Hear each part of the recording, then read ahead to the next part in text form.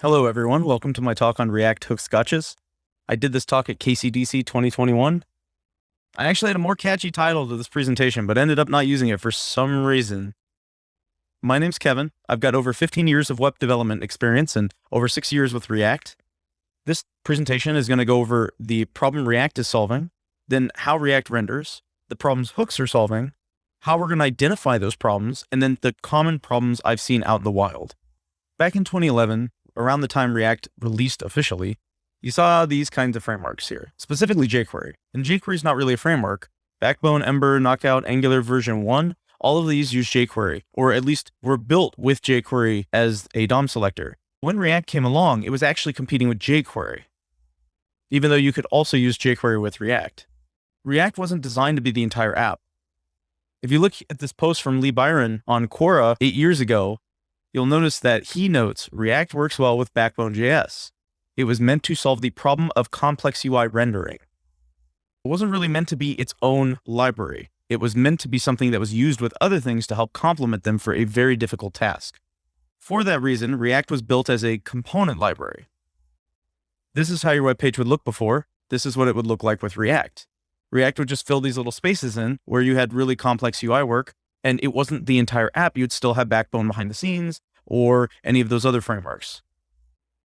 This is what a basic function component looks like for React. The library is called React because it reacts to changes. Changes come from props, state, context, or the parent element re-rendering. Legacy context didn't cause any changes in React, and you'd have to actually do those subscriptions yourself.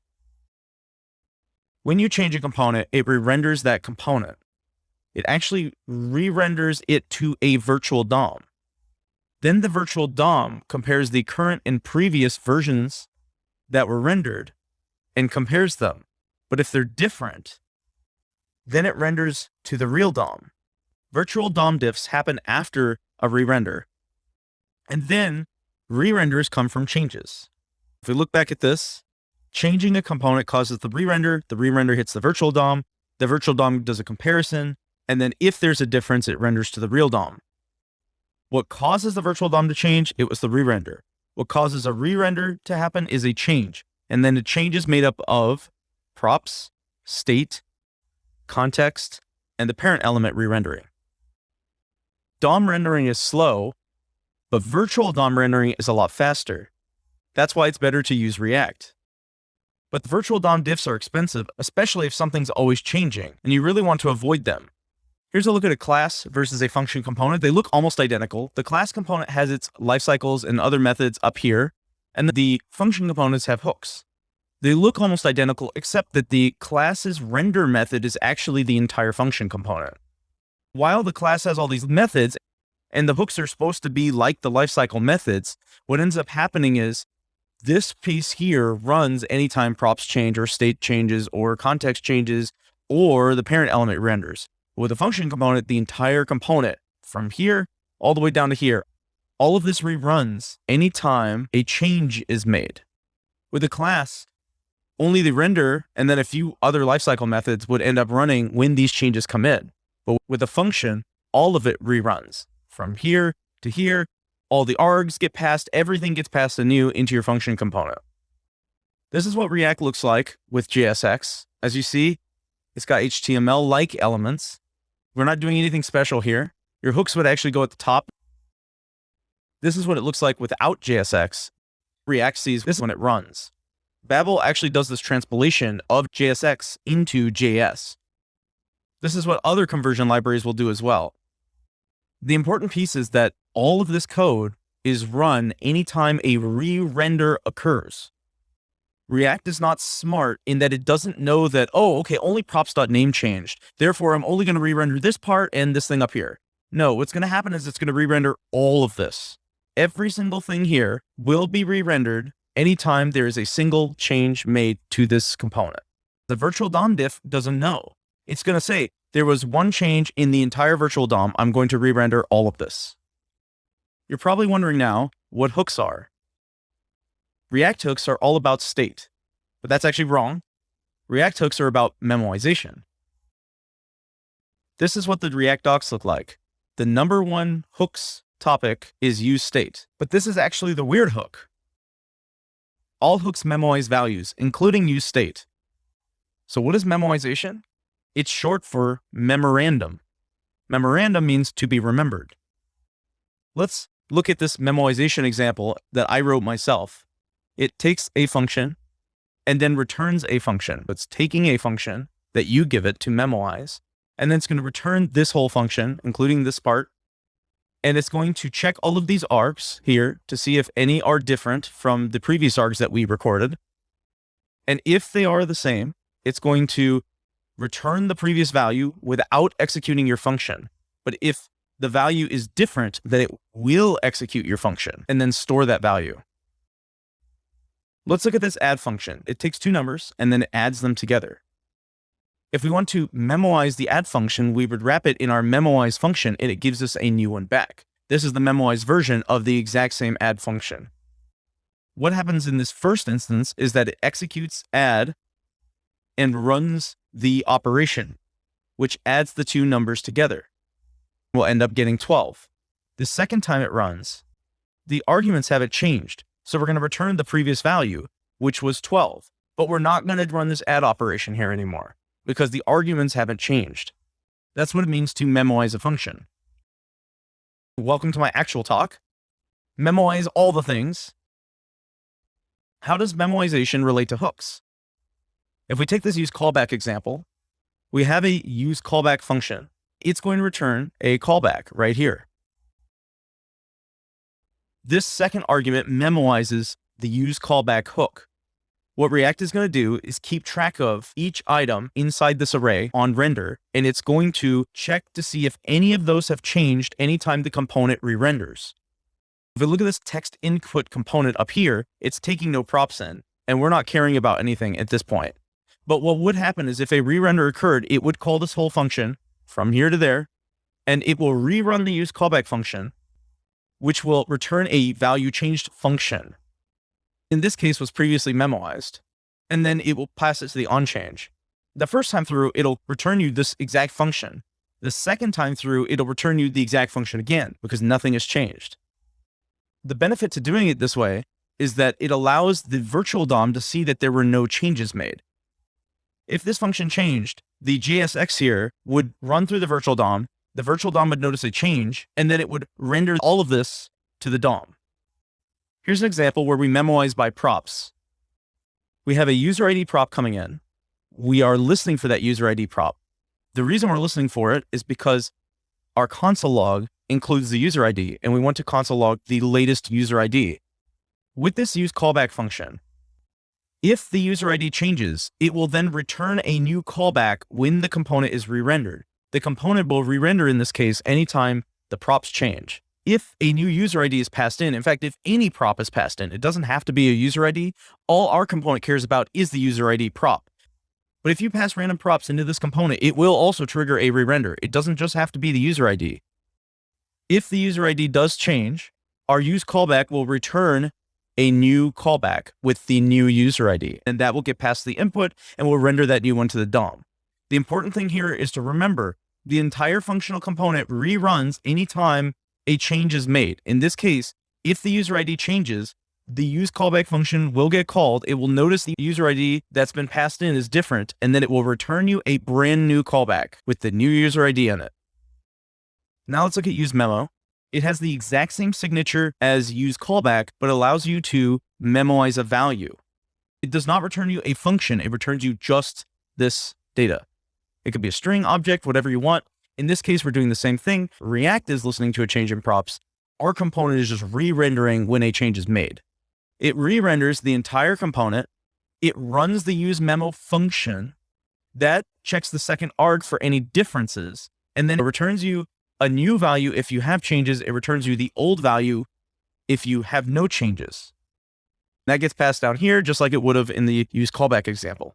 This is referred to as a derived or computed value. If you're used to reactive state systems, useMemo allows you to have derived or computed data. useCallback does as well, and so do many other hooks. Here's an example of memoizing mini props. So in this case, we have onChange and user ID coming into our function. We're memoizing based on both of those being there because our callback, in this case, is calling an onChange function that was passed in with the event and the user ID. The reason that's important is because we have the onChange being called in our callback, we need to add it to the second arg. If somebody sends us a new onChange function, we need to call the new onChange function. We can also memoize values from context using the useContext hook.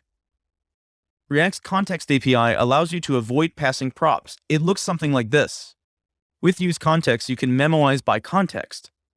In this case, we have two contexts, a form context and a user context. These aren't part of React. They were created for this example. The user context returns an object and has a user ID on that object. The form context also returns an object and it has an onChange on that object. In the same fashion, we're listening to both the onChange and user ID for changes, and then we're doing the exact same operation we had before. There's virtually no difference, except that useContext will force re-renders in the same way that a change in props will force re-renders. If you have a useContext in your component and the context updates, your component will re-render, meaning React will call the entire function again, and then the virtual DOM diff will run and see if anything's different. useEffect is another hook. It allows you to do side effects, and you can memoize those side effects. It's a little weird to say you're memoizing those side effects. With useEffect, what you're really doing is you're telling React when to trigger the side effect. The important thing to know about useEffect is it allows you to unsubscribe from any subscriptions or to cancel any active data calls. It does this through this return statement here. The return statement triggers anytime the second argument changes or the component has unmounted. In this particular example, it tracks that the user is online and then creates a callback function that will eventually get called by React whenever the component unmounts or this user ID changes. If the user ID does change, it will then call this function, say that the previous user ID is offline, then call this callback again with the new user ID that it recently got, and then create this function again, and then wait till the component is unmounted. Once the component is unmounted, then this will run again, and then it'll run with the current user ID that we have at the moment. Now let's talk about useRef. You've probably heard of this. You can use it to memoize DOM references. But if you're using it that way, you're actually missing out because useRef doesn't cause changes. Changes meaning props, state, context, parent element. useRef does not cause this to happen. That makes it very powerful. But you also have to be extremely careful if you're using it. Here's an example where a hook never updates. It never updates because we don't have anything in the second arg. So it's memoized itself to nothing in the array. If we did add something to the array, it would return us a new callback at some point. But if we don't have anything in the array, it won't ever return us a new callback. We'll always get the one that we made when the component was mounted. In this case, we're using useRef, to create an onChange ref variable. Refs have a .current on them. They're an object that never changes, but the .current can get mutated. In this case, we are mutating the .current of onChange ref with the onChange function that's coming from props. We're doing that so we always have the latest version of the onChange function, but we no longer have to pass it in the second argument of our use callback. And then when an event occurs, we can call the ref itself to get the latest version of the onChange function and pass it the event. We'll come back to this concept because it is important. Now we're going to talk about state. useState is for local state. It also has memoization. What it does is a little bit different from other hooks, and that is why it's the weird one. It memoizes these two values here, not the one passed into it. The one passed into it is the initial state. It's the initial value that goes into this value prop. The state setter, set value in this case, never ever changes. Once it's been set, it never changes. So if you're in this component and you have created this useState yourself, you are in control of that set value function. You don't have to pass it into the second argument. You can just use it in your callbacks in other places without any problems. The ESLint rules also allow you to do this because they know that if you control that function, you know that it never changes. The only way to change this value is through the set value function. In previous examples, you would change the value by changing the second arg passed into the hook. In this case, you change the value by actually calling a setter function. By calling that setter function, it will update the value and force your component to re-render. useState uses state. Because it has states, it forces a re-render, just like useContext and just like passing in props. These are only some of the hooks. Just wanted to go over a few. Let's look at a simple example of bad hooks. See if you can tell me what's wrong with this example. This hook here, useCallback, is put in the middle of your JSX. You really shouldn't do that because nobody's going to know this is there. Most developers on your project will expect hooks to be at the top of your component, not inside of it. The reason for that is because of how React renders hooks. React only knows that a hook is there and only can memoize a hook based on the index of when that hook is called, meaning the order you put the hooks actually matters. And if the order changes, or there are less hooks or more hooks running at different re-renders, React will have no clue what's wrong and it's going to throw up an error. The reason it's going to do that is because it needs to know the index of each hook. You're not giving each hook a name. There's no key here. You're just passing random callbacks in second arguments. It doesn't know which use callback or which use effect or which use state or anything that was. It just knows that a hook was called and it's going to run off of that. The important thing about this example is that if we put a condition somewhere above this input and it ends up not running the use callback for some reason, then React is going to have a big issue and it's going to throw up a bunch of errors. The other issue with this example is that there's no second argument here. Because there's no second argument, it's not memoizing. Because it's not memoizing, the virtual DOM is literally doing nothing. It's going to see every time bad hooks re-renders, oh, I guess I'm just going to re-render this to the DOM. You get no benefit from using React if you do not use your hooks correctly. In fact, it's going to cause you a lot of problems. The whole benefit to React solving the problem of complex DOM rendering is that it does not render to the DOM. But hooks are so easy, right? They aren't magic. Hooks are tedious. I like hooks, but I do understand the trade-offs. The ESLint rules that not everybody has do help with using hooks. This is a separate plugin from React's ESLint rules. It's called ESLint plugin React hooks. You'll want to have this installed if you want to be using hooks correctly because it does help you a lot, although it doesn't catch everything. One of the things I've had issues with is it not catching the second argument for custom hooks. A lack of knowledge of hooks will harm your app. Concurrent mode actually needs proper use of hooks. It's a new renderer for React, which is currently not in production yet, but it renders your components asynchronously and re-renders them whenever. It also cancels renders mid-flight, and that'll create edge case bugs if you don't have your application set up correctly. You really need to understand hooks or your application is going to suffer. Hooks need memoization. But we used to have memoization in the past, specifically with class components. They had it built in. But you're probably not memoizing your function components. Now we're going to look at some examples of memoization, specifically starting with props memoization. Before we had this should_component_update function. And what that would do is memoize your component. If you returned true, it would re-render your component. If you returned false, it wouldn't re-render your component. The benefit of using should_component_update is you could be very specific about when your component updated. The bad part is it was extremely difficult to use and you had to be very tricky about it. Any changes to the component could break if this function was not updated. I really don't recommend anyone using should_component_update unless you really know what you're doing. Pure component is another class extension in React. You can extend component, but you can also extend pure component. Pure component also memoizes your components. What it does is build in the should_component_update functionality. It does a shallow compare of the current and previous props. The thing about pure component that is important, it doesn't have any state. So if you need state in your component, you can't use pure component. Also, this doesn't work with function components because it's specific to classes. There's also this connect function from React Redux. It also memoizes your components, but it really doesn't have to. What it does is a shallow props comparison, just like pure component. The modern way of memoizing is with the memo function. It also memoizes your components. This is the way React does it today, although it's a little bit different from the connect function. The one important difference is how it interacts with Babel. You see, Babel adds this display name prop to all of your components. Connect passes this through, including your prop types and default props. But the memo function does not do that. So you need to export it a little bit differently.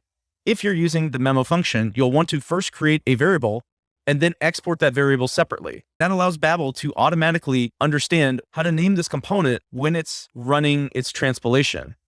That's important because when you look at the dev tools, you want to make sure that you don't get anonymous component or unknown component. You want it to say text input. It will say exactly this, memo, parenthesis, text input, parenthesis. That way you're going to get the correct component showing up. The thing that actually adds the display name property is the app Babel preset React plugin. If you're using a React app, most likely you have that already set up in Babel. All you got to do is make sure you change how you're exporting your memo. You might also need to upgrade the version of it. Function memoization is another kind of memoization we used to have. This is a class component. In this class component, we would create our value changed method on the class. And because of the way the word this works, we have to do this binding in our constructor. This value changed function never actually changed itself. It would always be the same reference for that instance, and it would never ever change.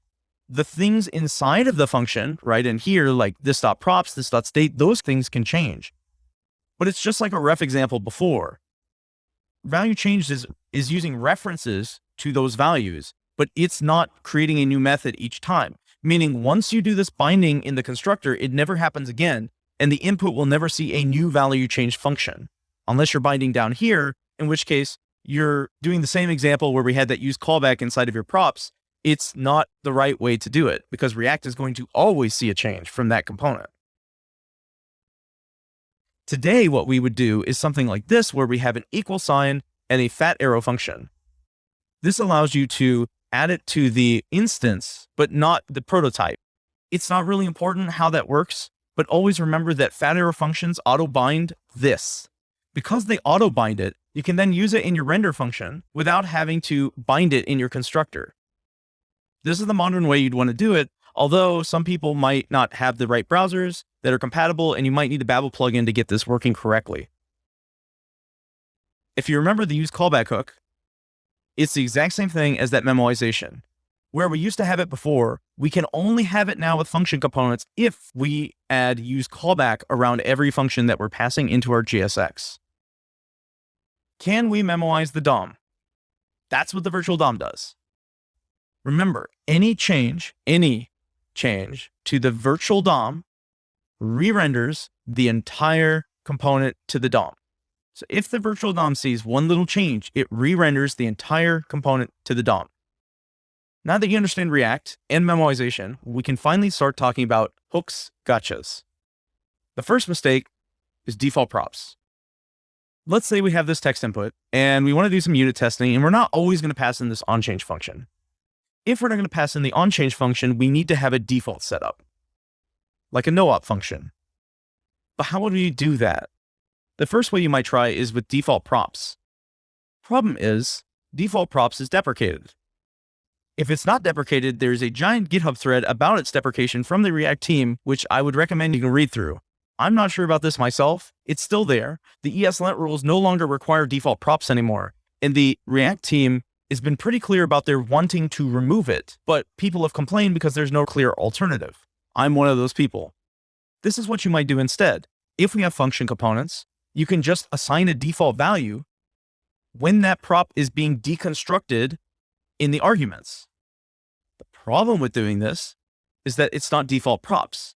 It's not default props because React renders by calling this function, all of it. Every time it's called, it creates a new no-op function, meaning you're getting no benefit from any kind of memoization or any kind of hooks or anything because you're recreating this onChange function every single time the component re-renders. This is how you actually have to fix it. You need to create a static variable at the top of your function and make onChange equal to that static variable. I know, it sucks, but that's what you have to do. And now you've got default props in a nutshell. There's another way of doing this with function prototype. Unless your whole app is memoized, it actually creates a cascade of issues. Take this, for example, this use effect right here. It's depending on error messages. Error messages is unmemoized. That's because it comes from up here. we're mapping over these errors, creating a brand new array each time. React does not look at the items in the array, it looks at the reference to it. Because we're creating a new array every single time the component is re-rendered, meaning something caused a change and then it causes a re-render, error messages is going to be a new value every single time. Having error messages down here is doing nothing. We have to memoize error messages to get this use effect to work properly. To do that, we add useMemo, and then we've memoized this array based on errors, and we're good to go. Except that errors is unmemoized. Okay. Errors is coming from props. Oh no, now we need to go find out who owns that, where it is, how many places it's being passed down. Lots of places to look. An even worse case is if errors comes from context. This is notoriously bad because contexts can be anywhere. They can be at the root level of your app, defined once, but they can also be defined many other times. It's not uncommon to see 3 or 4 different places you can have context. You might have multiple providers being defined as well, and they might also all have errors being passed in, and they might also not all be memoized. Context makes this really problematic. Let's go a little bit into more about what is context and how to memoize it. Context comes from the create context function in React. You call the create context method to create a new context, and then you export it. You can initialize this context. I highly recommend it. If you pass a value there, it will initialize that value. That helps a lot when you don't have a provider component, specifically for unit test and stories. In this case, we're creating a form context, and then we're exporting it. Contexts are made up of a provider component, a consumer component, which a lot of people used prior to the introduction of hooks, but if you have hooks today, I highly recommend using useContext instead. The consumer component really shouldn't ever be used anymore. I can't see a reason for it. You can assign contexts to class components. Only one though. So if you need multiple, you have to use the consumer component. If you can avoid it, I would highly recommend avoiding it because it does not have any memoization. I did use consumer components in the past, but I no longer use them today. And I don't recommend it, even for function components without useContext, because in function components, you can still get the context without the useContext hook. It's actually the second argument that's passed into a component. The first arg is props. The second arg is context. Here's an example of a context provider value, which is unmemoized. We're passing this as an object, and we're creating this object anytime a change occurs.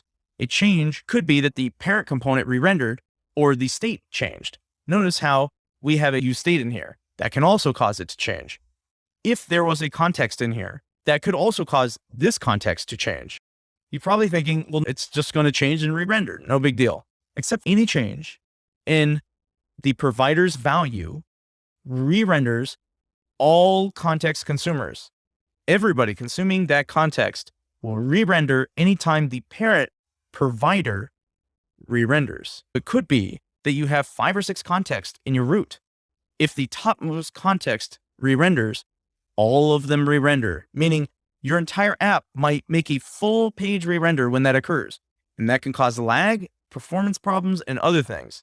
It might not always be happening, but it could be depending on the kind of behaviors you've added to your application. useMemo, as we see right here, is the way to fix that context problem. We're memoizing this object against these values, and then passing it to the value prop of our provider. Now it's memoized. This is the only way I've found to do it. I wouldn't recommend any other way, except if you're passing a string or a number directly, which I don't recommend because I've never had a context that did not need more than a single value. We're going to look at memoizing callbacks again. Here we have an onClick function, and you're probably noticing it's an inline function. Inline functions are unmemoized. Because it's unmemoized, we need to memoize it. But also note that because this is an inline function here, if this was a button component, it actually would cause the memoization cascade because we would be passing an inline function that is unmemoized to a button component, which would then re-render and then get a new function that it would then pass to its button, and then that would render to the DOM. If this was in a context, then it would have multiple levels of the memoization cascade occurring because we didn't memoize one onClick function. This is how we do that. We do use callback. We're done. Nope, it's unmemoized because we don't have the second arg. Now we have that second arg, right? Everything's good? Nope. This function never gets recreated. It doesn't update. We need it to update because we have this name prop and we need the latest name passed into our callback. To get the latest name, we add it to the second arg. Although we're still not done because we're only updating name. setActive needs to also be added here. You're probably wondering, why do I need to put setActive in the second arg when it's saying set, right? Meaning it could be a state setter. This component has no clue. All it knows is that it's getting a prop from a context. It doesn't know that it's a state setter or a callback that wraps a state setter. You have no clue. If it was a callback and that callback then had second args, you would also run into a problem where you don't always have the current setActive function. To get this current setActive function, you need to add it as the second arg. The only time you don't want to be adding things into the second arg is if you control them. The only times those can occur are either from creating refs in this component, not outside of it, it's outside of it, you can add it in this component, or by you creating a useState in this component with that state setter. State setters do not need to be in the second arg. Refs don't need to be in the second arg, only when they exist in this component. If they're from a custom hook or anywhere else, you always put them in the second arg, or else you will have weird random edge case issues that you're not expecting because something reacted to a change that you aren't expecting in your component, and your component was using old values. The ESLint rules do catch this and will auto-fix it if you have that enabled. They will not catch it for custom hooks. That's gotten me multiple times, and I had no clue. Now, this updates for all values. What the heck is eager side effect memoization?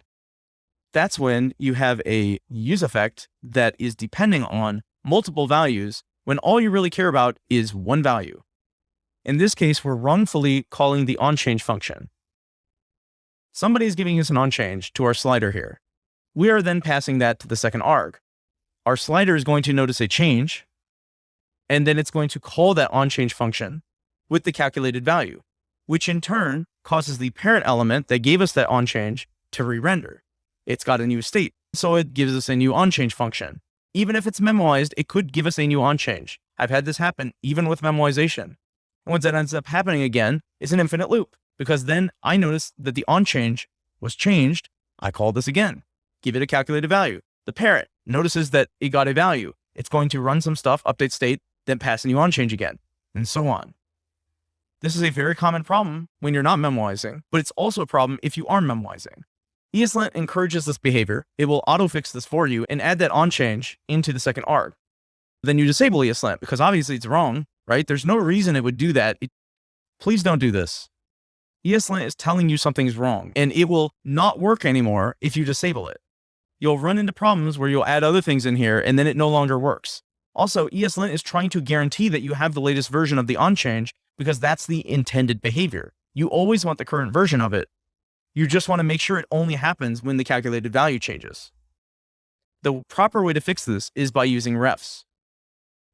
In this case, we're creating an onChange ref and making it equal to the current version of the onChange that was passed in from props.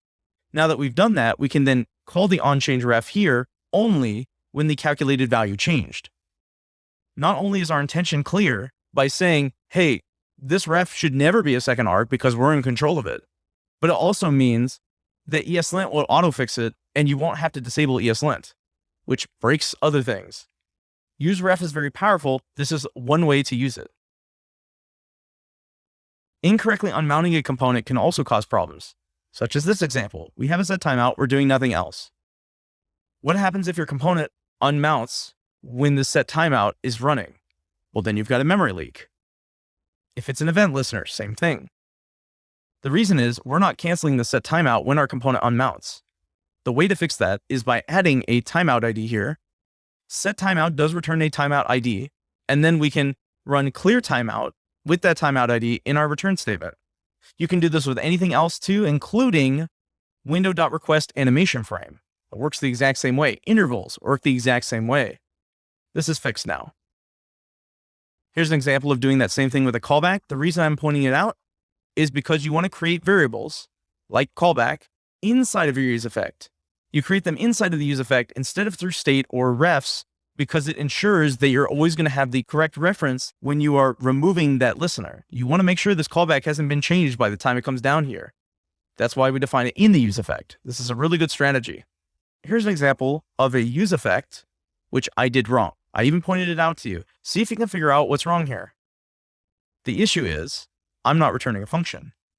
Because I'm not returning a function, this will get immediately canceled as soon as the component mounts. Oops. You're probably thinking, TypeScript can fix this. You need to be using TypeScript, Kevin. You're completely wrong. But TypeScript doesn't care. The reason it doesn't care is because void is a valid return type. Clear timeout returns undefined. TypeScript does not help in these kind of cases where you need to be watchful. We need to make sure that when we call return, we are giving it a function or we are returning undefined. In this case, we have to be weary of this ourselves. This is a hooks gotcha.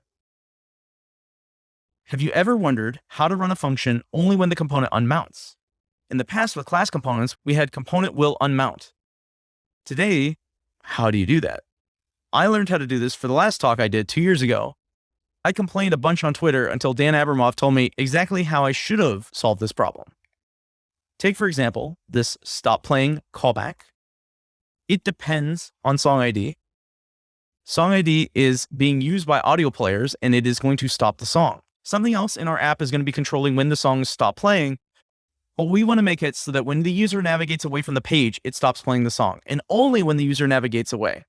What we do is we create a useEffect hook and we give it a return function and we call stop playing in that return function, and then we don't add anything in the second arg. That's how we ensure it only runs on unmount. Except this is wrong, because the stop playing function is the stop playing function from when the component mounted. It's not the current version of the function. The way to get the current version is to add it to the second arg. But if we add it to the second arg, we run into another problem. The problem is that we are going to stop playing songs when we're not supposed to. We only want to call this on unmount. We don't want to call it when the stop playing function changes. How do we fix it then? Oh, this looks familiar. Use ref again. It's so powerful. Are you seeing a pattern here? The stop playing ref is being assigned up here to the current version of itself. And then the useEffect, when the component unmounts, is going to call it. Notice there's no second arc here. So this only runs on unmount with the current version of the stop playing function. There's a problem here, and I don't know if you want to see it. I don't know if you understand really what's going on, but there's a useEffect here with no second arc. You can put the stop playing function in that second arc, but it doesn't really matter. We're doing a ref assignment in a useEffect. Why are we doing this? I'm not exactly sure, but there are edge cases you can run into if you don't do this. I have not done this before. I'd considered it and I thought, no, there's no reason for me to do that. I'll probably run into problems from not doing it, but I was wrong. You want to be doing your ref assignments in the useEffect function to stop any edge cases from happening from this ref assignment occurring where you don't expect it. If you're using refs for DOM elements, you don't have to worry about this. But if you are using them in this way, you do need the useEffect. This would actually make the ref perform just like it would with a DOM element. Thanks to Mark Erickson for pointing this out for me. Async side effects. Let's look at memoizing callbacks again. We've got a use callback and a fetch call in the use callback. What's wrong here? Well, this part, this promises. If your component unmounts, this will still be happening, meaning you're going to have some code with side effects in it run after your component is unmounted. You really don't want to be doing that. The proper way to do it is with the observer pattern. I know it's really weird, but we've got to do something like this. This is the safe way of doing it. You create a state setter, you set that state in your callback, and then you create a useEffect that then listens to that state and executes when that state changes. The benefit here is it lets you cancel the data call before it's done executing. This is really good for asynchronous code. Your async code should really always go in a useEffect. It should not go in a use callback because then you have memory leaks. To avoid those, you want to do all of it in a useEffect. Now, it can get complicated to write hooks in components this way, but this ensures that you can always cancel your async actions. If you've ever used layout effect, it looks something like this. It runs synchronously, which means people try to use it as an alternative to useEffect, but it does not run server-side. Keep that in mind. Use layout effect is for immediate DOM manipulation. I've personally never found a use case for it, but when I did present this at KCDC, I had people tell me some use cases. I've never actually seen the code they're working with, but the 3 people that told me anything about use layout effect were talking about measuring prior to doing any kind of calculation. I thought I needed this before, but every time I've tried to use it, I ended up just changing it to use effect and had no problems. Doesn't mean you should never use this. It does exist for that single purpose, but I personally never had a use case for it. What's a hook loop? That's when you loop around your hooks. But as you already know, you don't put your hooks in JSX. In fact, in this particular example, it will work sometimes. It might not work. It might break in random cases. It will break if anything changes in your button data. What are we going to do to fix that? Well, we create an array based off of this data that we loop through. And then we add our hooks in a loop. And now they're not in our JSX. Problem solved. No, don't do that. Don't do this because any change to the number of hooks breaks React. Any change to the number of hooks breaks React. In fact, any change to the order of those hooks breaks React. It's not going to work the way you expect it to work. React knows how to handle its hooks based on the indexes of those hooks. If the indexes change, or there are more or less hooks that it's seeing, it's going to completely break in ways that you're not expecting. We can fix that by wrapping our loop in a useMemo and then assigning an onClick function inside of there. This allows us to memoize those onClick functions as part of the array itself, and we've now created a modified button data array. We can then take that array and loop through it, and it now has an onClick function that we can pass straight into our components from our loop. Not using React components. What does this mean? If you call children as a function, this is one example. There are other ways to do this. If you call children as a function and you pass it the props, you're doing something wrong. You should be using create element. This is what React uses internally. It's also expecting you to do this. You call create element, you pass it children, and then you also pass it child props. This allows you to use create element to render your components, especially if you don't know their name. Here's an example where we have another component being rendered as JSX inside of my component. Notice that it shows up in your DevTools. This is correct. But if you instead call another component as a function, your DevTools have no clue. This is incorrect. This is not the expected behavior. When you call components as functions, the hooks display errors from the wrong component. This causes lots of problems when you're trying to debug, so don't do it. There are a lot of problems with hooks. One of them is that they're untestable. They're not class methods. Because they're not class methods, you can't test the hooks in the component. But you can test custom hooks. Custom hooks are a collection of hooks. They're easy to write. Here's a useSongPlayer hook. It has a useContext hook and a useCallback hook and then returns some value. If it was not returning a value, it would be useSongPlayer effect because it'd be most likely doing some kind of side effect.